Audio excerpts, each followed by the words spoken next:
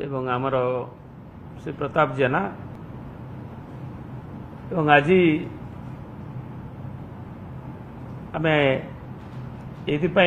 गोटे अवधारणा सृष्टि करा जाउछि जे महानदी रे ओडिशार हक जो अंतरराज्य नदी अच्छी जहाँकि ओडिशार 95,000 स्क्वायर किलोमीटर वर्ग किलोमीटर परिमित अंचल एवं 16टी जिल्लार जनसाधारणकर जीवनधारा एवं ताकू ये अंतरराज्य जो जल प्रवाह से छत्तीसगढ़ सरकार आम पड़ोसी सरकार तार जो मनमानी तार एवं सेथिरे जो कार्यपंथा सेथिरे जेमिति विगत सरकार बीजेडी रो सरकार नवीन पट्टनायक नेतृत्व थिबा सरकार किछि करि नाहंती किंबा ए विषय रे आलोचना पर्यालोचना को जाई नाहंती ये जो अवधारणा विशेषकर माननीय राजस्व मंत्री नूतन सरकार रो ये विषय रे दुईटी उक्ति स्टेटमेंट दे सारी जहाँकि जनसाधारण को विभ्रांति को नहीं तेणु से आज विजु जनता दल तरफ आपण मान जनसाधारण को उद्देश्य रे जानापी ये वक्तव्य आम रखा चाहूँ एवं महानदी यार मूलरू जेतबेले भी जो अंतरराज्य नदी रे महानदी एवं हीराकुद बंध भारतवर्षर जो विशाल आमर जो कहूँ नुआ सिविलाइजेशन कोणार्क एवं ताहा आम समस्त जीवनधारा को बन्या नियंत्रण ठू आरंभ करी जो जो परिस्थिति स्थिति रे यार हेइतला एवं सेतबेलर जो माने महानदी अववाहिकार थिबा मध्य प्रदेश सरकार तत्कालीन ऊपर मुंडे थिबा मध्य प्रदेश सरकार एवं तल मुंडे थिबा ओडिशावासी मध्य प्रदेशवासी सेमानक पई हीराकुद बंधरु थिला जे यार जो जल प्रवाह हीराकुद ठारे ताहा 8 मिलियन एकर फीट रु ऊर्ध ताकू सेतबेलर मध्य प्रदेश उपयोग करिवो एवं 12 रु ऊपर मिलियन एकर फीट ताकू ओडिशा उपयोग करिवो किंतु ताकू जेतबेले नुआ छत्तीसगढ़ सरकार हैला मध्य प्रदेश अलगा हेकरी they made an ambitious plan से माने गोटे जेतिकी जल प्रवाह नदी रे नाही जो आकलन हीराकुद उपरे करा जाइथला जे जल प्रवाह होछि आमर 23.9 मिलियन एकर फीट एवं ताकू डिपेंडेबल फ्लो जेतबेले हीराकुद बंध हैला 20 मिलियन एकर फीट जहाँ के आकलन भी करागला जे 15.6 मिलियन एकर फीट किंबा यदि संपूर्ण जल प्रवाह को भी यदि ताकू भी देखा जाए छत्तीसगढ़ नूतन सरकार ताकू आसिला बेले डॉक्टर रमण सिंह सरकार 27.48 मिलियन एकर फीट गोटे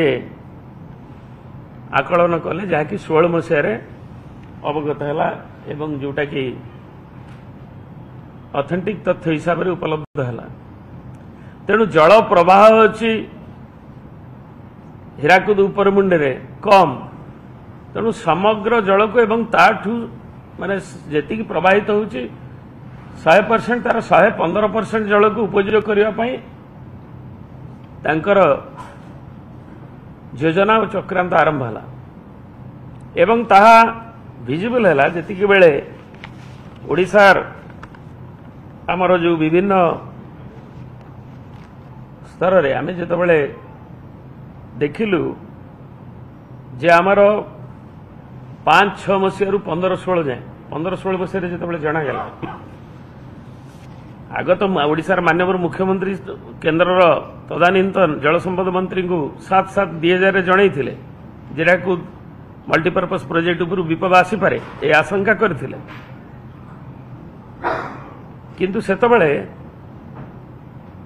जेतबेले हैला सेतबेले 4/7/16 रे भी महानदी अपस्ट्रीम रे हीराकुद एवं तार इंटरेस्ट ओडिशा रखिबा पाई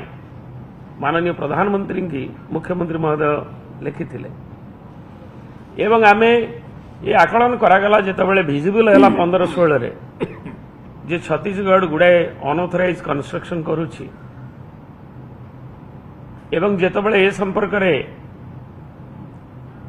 ताकू प्रोटेस्ट करागला एवं आम ऑफिसर स्तर रे आमर टेक्नोक्राट मानक स्तर रे एवं चीफ सेक्रेटरी मानक स्तर रे छत्तीसगढ़ उल्लंघन करी सीडब्ल्यूसी रो जहाँ आईन रही ताकू उल्लंघन करी एपरिकी तांको राज्यर जो अच्छी परिवेश अथॉरिटी जो सिया एवं तार 2013 मसीह जे को लीगल एक्शन निया जाऊ बोली सुपारिश जलसंपद सरकार विरुद्ध करने तार सुपारिश सत्वे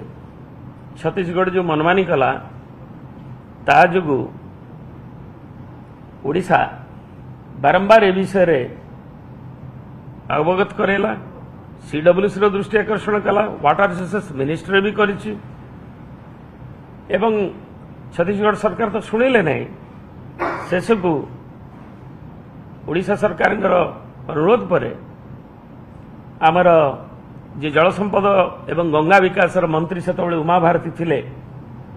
से गोटे मीटिंग डाकिले एवं से मीटिंग अनुष्ठित हला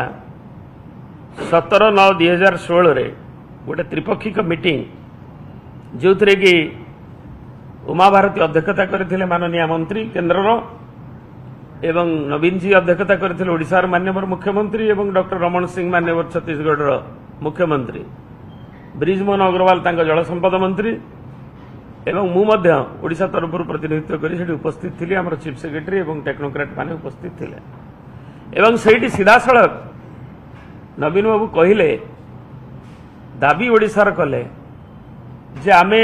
ये जो इलीगल कंस्ट्रक्शन सब हेछि जहाँ को आमर बैरेज रो जो परमिशन नबा कथा ताको न नहीं बड़ बड़ स्ट्रक्चर हेछि जहाँ को 2006 गाइडलाइन अनुसार B1 B2 जो कैटेगरी हेछि ताको B2 कैटेगरी के जानी शुणी निया जाइछि चक्रांत करी निया जाइछि जेटा गोटे माइनर इरिगेशन प्रोजेक्ट बोली 2000 हेक्टर भितरे प्रोजेक्ट बोली एवं जोठी जस्ट हीराकुद उपरे आमर कालमा तापरे साराडीह तापरे मिलोनी ठू आरंभ करी शिवनारायण ठू आरंभ करी बसंतपुर जाए एवं सामुड़ा जाए ये जो 6टी विराट विराट स्ट्रक्चर ताकर से स्ट्रक्चर जो कंस्ट्रक्शन ताको बंद करा जाओ बोली माननीय आमर सेतबेलर मुख्यमंत्री श्रीयुक्त नवीन पट्टनायक दाबी करथिले एवं छत्तीसगढ़ को शुणिला नहीं एवं केंद्र मंत्री मध्य नीरव रहिले तापरे भारतर प्रधानमंत्री को ओडिशार माननीय मुख्यमंत्री तांको मध्य चिठी लिखि जणाइले एवं कौनसी कथा नहला परे ताकू interstate river water dispute act 56 आईन अनुसार गोटे स्टैच्यूटरी कंप्लेन माननीय सुप्रीम कोर्ट रे ओडिशा सरकार करने को बाध्य हेले एवं जो थे कि सेक्शन 41 रे 19/11/16 मसीह ताकू करने को बाध्य हेले एवं ताकू 2/12/16 रे ओरिजिनल सूट मध्य एवं तापरे विभिन्न इंटरकोलेटरी एप्लिकेशन सेगुड़िक ताकू भी दाखल करागला एवं सेथिरे तारी भितर मध्य छत्तीसगढ़ सरकार को बारंबार निवेदन करागला एवं ताकू जेतबेले नेगोशिएशन तार गोटे टर्म्स था एवं ता जेतबेले फेल हैला निजे तेणु सुप्रीम कोर्ट रे जो आवेदन करा जायथला एवं ट्रिब्यूनल ओडिशार जो कथा को रखिबा पाई कारण आमे ऑफिसर स्तरीय आमर मुख्यमंत्री स्तरीय त्रिपाक्षिक आलोचना ये सबु पाई बीजेडी रो सरकार नवीन पटनायक सरकार ओडिशा जनगणकर स्वार्थ को आखिरे रखी एवं वास्तविकता को देखि रखिक ताकू सब कथा को रखी किंतु सेति पाई ट्रिब्यूनल को भी टालटोल नीति करा जाउथला शेष रे ट्रिब्यूनल गठित हैला एवं से ट्रिब्यूनल एवं एक्सटेंशन होकरी पुणी 2016 एप्रिल 13 जाए तार अवधि रही एवं प्राय पाखापाखि 43 टी सीटिंग सरला 2026 सॉरी 26 रे रही एवं आमर जो प्लीडिंग ताकू शेष होती एवं शुणाणी जहाँ ताकू चलो तेणु ये कथा को जितेबाला अच्छी एवं न्यायिक लड़ई ठार आरंभ करी रास्तार लड़ई नवा ठार आरंभ करी एपरिक जितेबाला दिल्ली जावा आगु माननीय मुख्यमंत्री ओडिशार प्राय 16,000 अनुष्ठान तांकर मतवासी राज्यवासी मतवासी माननीय मुख्यमंत्री को देइथिले एवं ताकू नेगिरी माननीय मुख्यमंत्री त्रिपाक्षिक आलोचन समाधान आशा बाहर बोली आमे भाविकी जाइथिलु एवं ता जेतेबाला केंद्र भी निरवद्रष्टा ही रहिला सेतिर हस्तक्षेप कला नहीं छत्तीसगढ़ रे बीजेपी रो सरकार एवं केंद्र रे भी बीजेपी रो नेतृत्वाधीन सरकार किंतु ता विफल हैला परे ये ट्रिब्यूनल हेचे एवं ट्रिब्यूनल ले न्यायिक लड़ई सरकार लड़ुछ तेणु एतिकी बेले न्यायिक लड़ई थिला बेले पुणी ओडिशा रे ताकू जनमत को आम सम्मान दौचु नूतन सरकार आसी किंतु ओडिशार जोटा 16टी जिलार लोकंकर आवश्यकता सेतिपाई जो संग्राम सेतिपाई ओडिशार जो न्याय्य दाबी ताकू नवा पाई बिजु जनता दल एवं ओडिशा जनगणकर नेता श्रीयुक्त नवीन पटनायक जो कार्यपंथा नहीं जो दाबी हासिल करने